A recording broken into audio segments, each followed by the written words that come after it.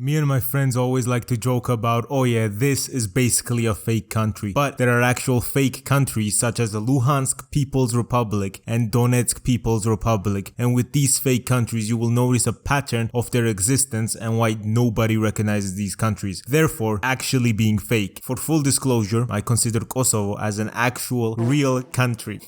Unsubscribe. I just used it in a thumbnail because I knew it would piss people off and it would make the Serbians mad upon discovering I consider it a real country. The pattern you will notice with these fake countries is that they usually target weak countries for a justification for territorial annexation and growth. Let's take Luhansk People's Republic, whatever that fucking means. In 2010, Ukraine had a pro-Russian president who was elected with the same legitimacy as Lukashenko is elected in Belarus, and then he refused to sign a cooperation form with the EU and decided to side with Russia. The people of Ukraine, knowing this was bullshit, protested, and these were absolutely huge protests with casualties on both sides, but mainly civilians. The Ukrainian parliament voted to get this dude out of the office. 73% of the parliament was like, fuck this guy, and then the dude claimed this vote was illegal somehow and asked Russia for help. And then the revolution went through and the pro-Russian leader was out. To nobody's surprise, he escaped to Russia. Then purely coincidentally, the two Ukrainian regions bordering Russia got Russian-funded armed militias wanting Russian to be included as the official language of Ukraine and the referendum to become independent. So they literally kicked out a pro-Russian leader, and then by pure coincidence, the regions bordering Russia got pro-Russian military funded by Russia to go against them and occupy buildings and then wanting to quote-unquote become independent. But we all know that their independence was not caused by their actual need for independence.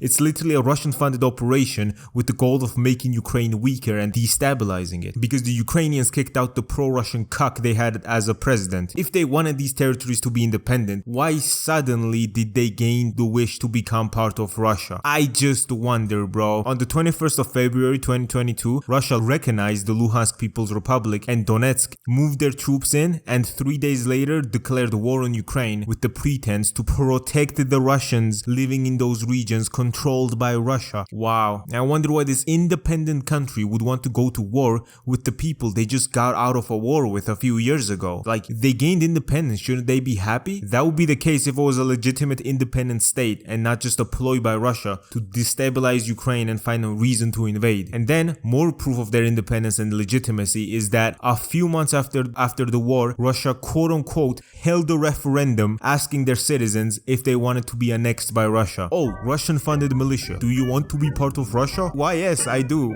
Wow. 99% approval rate to be a part of Russia? Man, what an absolute...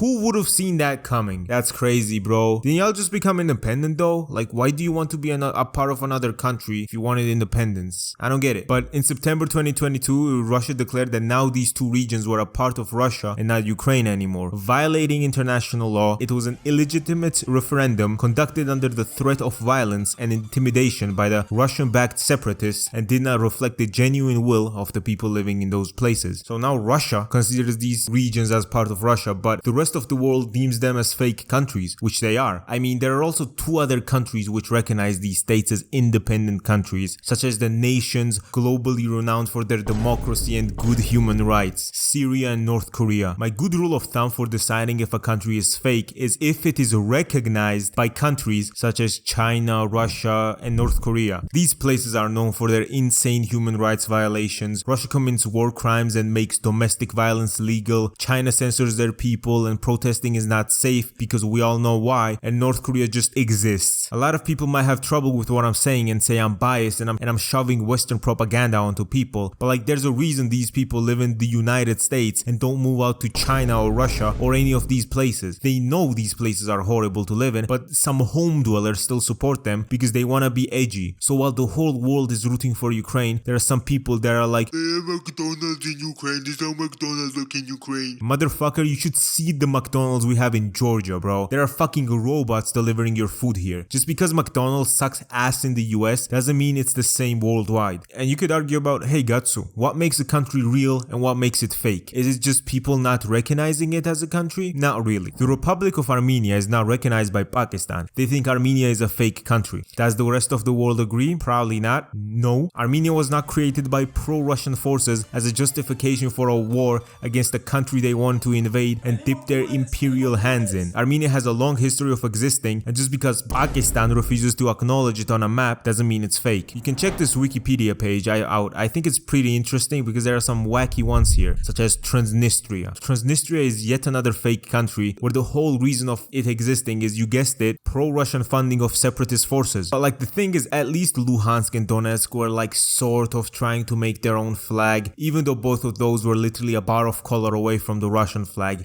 These are the Transnistrian flags. One is the Soviet flag and another one is just the Russian flag. Man, I wonder, does Transnistria have a legitimate reason for existing, or is just another breakaway state that Russia is using for its own imperialism? I wonder, man. Speaking of Soviet stuff, I make merchandise based on Georgia. These shirts are very high quality and, to be honest, drip. By very high quality, I mean they are 100% cotton, they ship fast, and they're a great price. The website is kartil.shop and you can visit and get stuff for yourself. By this endeavor, you support my channel and of course in turn, more videos like this. Hope you enjoy. These shirts are cool and you can get them at kartil.shop. Like, if it was an actual country, it would not need to have a Russian flag and Russian quote-unquote peacekeepers on the border, or the separatists did not need to be Russian funded, or the fucking flags did not need to be a communist flag and a Russian flag. If it was an actual country, they would come up with their own flag. Like, hold on, let me draw some shit up, okay? Okay, look, why couldn't they just have this as a flag or something? Like, this flag looks more legitimate and more as a country's flag than whatever the fuck they're using. Even Wikipedia knows how much Russia caps because they also put peacekeepers in quotation marks. Of course, nobody recognizes Transnistria as a country and everyone recognizes it as a part of Moldova because, come on bro, we all know the reasoning behind this place. The continent of Africa is literally made up of fake countries. Why do you think Europe has these complex borders and African borders are just straight lines? Because some Europeans got a ruler and just divided Africa up with straight lines, not taking anything into consideration such as different ethnic groups, languages, or anything actually real like that. Many of these borders are straight lines that cut across natural features and divide communities. Like, look at this bro, man, what am I even looking at? Niger-Algerian border, Chad-Libyan border, Egypt-Sudan border, and many more. These are all just straight lines that are supposed to attribute for the people's culture, language, and ethnic groups. But if you look how many different ethnic groups there are in Africa, you will see that the colonial powers drawing these lines were like, man, I can't be bothered, they're all black anyway, and just drew these straight lines with a ruler and called it an independent country. These borders do not reflect the complexity of countries and the people living there. It's very common to see African ethnic groups being divided by more than 2 or 3 borders, and the main problem with this is that a lot of disagreements and wars happen because of ethnic and religious differences. Good example of this is South Sudan. South Sudan is home to more than 64 different ethnic groups, each with its own language, culture, and history. The largest ethnic group is the Dinka, making up about 2/5 of the population, followed by the Nuer, which are about 1/5 of the population. These two are literally like Bloods and Crips. They have a history of rivalry and competition, and instead of being united under one ethnicity, they got forced into living with the people they hate and have had historical rivalry over because some Europoid drew some lines not knowing what he was doing. This is exactly why Sudan had a civil war and the world's youngest country, South Sudan, now exists. For example, the border between Sudan and South Sudan is about 2,000 kilometers long and runs through oil-rich areas that are also home to diverse ethnic groups. Does that sound like a good formula for peace and prosperity to you? Absolutely not. These cultural rivalries added to the natural instability that comes with being an ex-colonial country. Africa has enough problems already with corruption, China baiting them into basically becoming their vassals by providing infrastructure for them that they can never repay. So now Africa is indebted to China with money they don't have. There are 2 other places that are considered fake countries by the rest of the world, which are located in my country, Georgia. But I'm not touching that topic with a 10-foot pole. I wanted to write about it, but there is nothing I can write without me coming off as biased. So instead of going through the whole history, I will tell you that these places are exactly the same as what Russia did with the Luhansk and Donetsk regions. Find some conflict in a country and find separatist groups to try and dissolve the territorial integrity of another country and weaken it. It's a formula, which is why Georgia and Ukraine are like a gay couple, why Georgians voluntarily go to Ukraine to fight against the Russian BS they've personally experienced. There's a whole military regiment in Ukraine, the Georgian Legion, since 2014 when Russia invaded Crimea,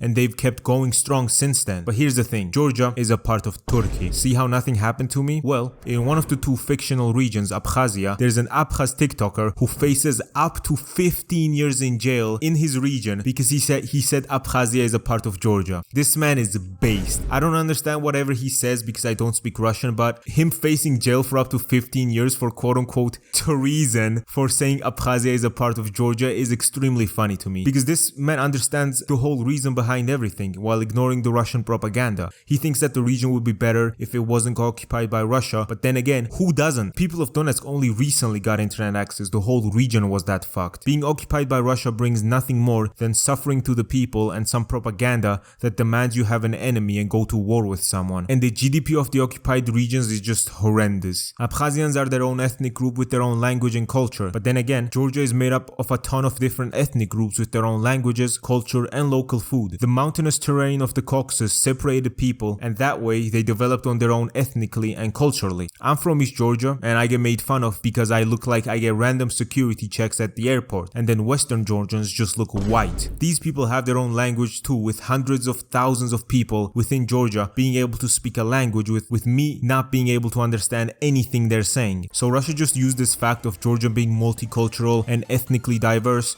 to fund separatist groups, and now this dude is facing prison and can't even go back to his region. So he's just in Tbilisi vibing and making videos. And of course, these places are not recognized by anyone because the rest of the world understands that these places are essentially just Russian-funded separatist groups. The whole point is to weaken the integrity of a different nation, and not only that, even Hideo Kojima agrees with me. Objectives, of course, are enter Abkhazia, neutralize the terrorists, and restore the rightful government, or what's left of it anyway. The president and most of the cabinet have been killed, and a military junta has been established. The terrorists brain-jacked all the high-ranking officers, and their cyborgs scattered the rank and file. The few leaders who have survived have no way of openly opposing the new regime. That's why they called us. Andrei Dolzaev, leader of the occupation forces, an extremist linked to both the St. Petersburg massacre of 2015 and last year's terror spree in Georgia. And his arms supplier? None other than Desperado Enforcement LLC. Do you think they're there to liberate and free these people? No disrespect, but if the Russian government really cared about freeing and liberating people, they wouldn't have made domestic abuse legal in their country. Eastern countries want to become a part of the EU and NATO just so they have this fucking idiot off their asses. Not being in NATO while being Russia's neighbor is like covering your house in gasoline and hoping your schizophrenic, senile old war veteran neighbor doesn't throw a match. Motherfuckers be like, no, NATO is expanding. Brother, you are the reason why. Every single one of your neighbors hate being your neighbor because you keep pissing on their door frame and taking a shit on their welcome mat. And as a bonus, I have a country that has never been a country. It's a real country with around 30 to 45 million people. They've just never showed up on a map yet. They have their own language. They have their own people who've inhabited these lands since Alexander the Great times. They have their own flag, their own language, their own ethnicity, and their own culture. They've just never showed up on the map yet. They're next up. Of course, I'm talking about Kurdistan. Kurdistan's so big, it comprises of 4 countries: southeastern Turkey, northern Iraq, northwest Iran, and northern Syria. And I don't mean like they're a minority in those regions or anything. Like, look at the Turkish ethnicity map. Brother, it lines up 1-to-1 on the Kurdistan map. The word Kurdistan has been around since 11th century, and there is no way you can convince me Donetsk is a more real country than Kurdistan, with them having everything to be a country except independence. Now, as you figured it out probably, it's very hard to become independent when your territory is in Syria, Iraq, Iran, and the worst of all, Turkey, a NATO member. Even if somehow the separatists could take on the Turkish military with all of their nationalists, the USA would come in and bring democracy to the place. Separatist groups have tried to rebel and actually become independent, but it's literally like a hydrogen bomb versus coughing baby. Strength: 948,000 Turkish nationalists with NATO equipment versus 5 to 32,000 Kurdistan separatists. I've played Hearts of Iron 4 for long enough to know this is not a winnable battle. Around 400,000 Kurds have been casualties from Saddam Hussein. Their language got banned in Turkey and Iran. Are you Kurdish? Adam Smith in a letter to Karl Marx. Marx never replied. Thank you all for watching. Like and subscribe, and goodbye. Get B-Box challenge. Let's go.